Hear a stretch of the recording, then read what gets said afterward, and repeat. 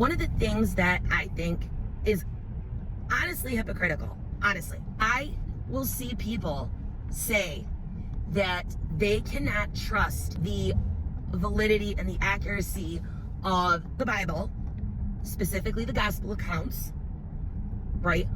Because it's just hearsay. It was just oral tradition passed on for 30 or 40 years. But then those same people will turn around and make a big deal about believing someone's lived experience. Now, in my specific niche, yes, this is usually in regards to disability.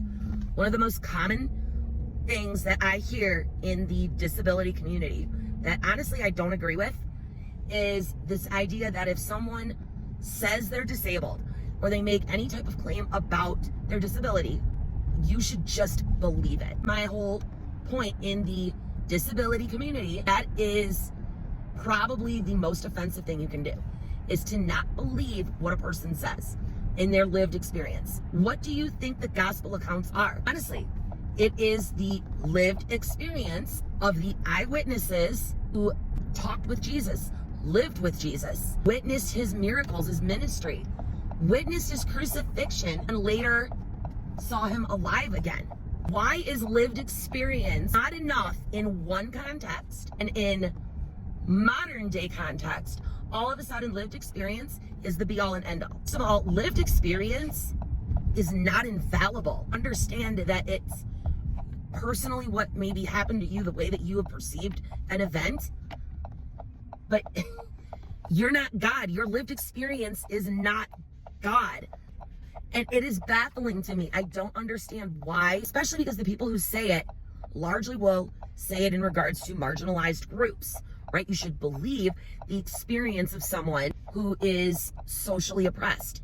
Like, you realize gospel writers were not the dominant culture at all. Why is it the be all end all in one context and in another context, specifically with the Bible, right? Like, that's the thing. If these were just historical accounts about the Roman Empire, let's say, that had nothing to do with Jesus, would you still discredit that? Why is it only because it's the Bible?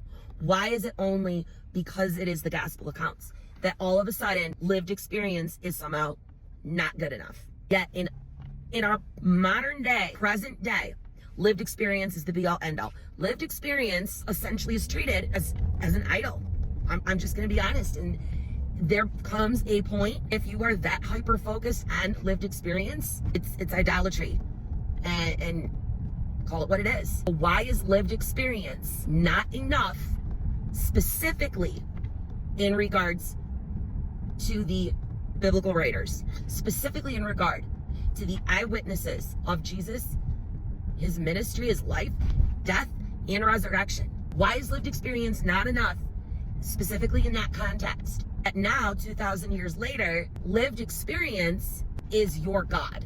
Lived experience is your little g God that is absolutely infallible, specifically because of the person saying it, right? Regardless of the claim.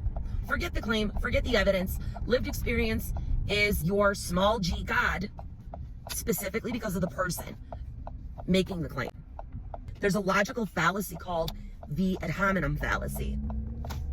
And that means that you attack a person, not their argument. So that means that instead of correcting the statement, right, you call this person whatever names. They're uneducated or bigoted, or point being, it's about the person, not the actual argument. So then, is this not the other side of that coin? Is this not also a form of the ad hominem fallacy? Because now you're only believing an argument because of the person who is saying it, regardless of what the argument actually is. I would think that that's a form of ad hominem, just like I said, the other side of the coin, essentially, because you're not discrediting the argument, you're believing the argument solely based on the person making the claim rather than the validity of the claim itself. Do not understand that. I truly don't.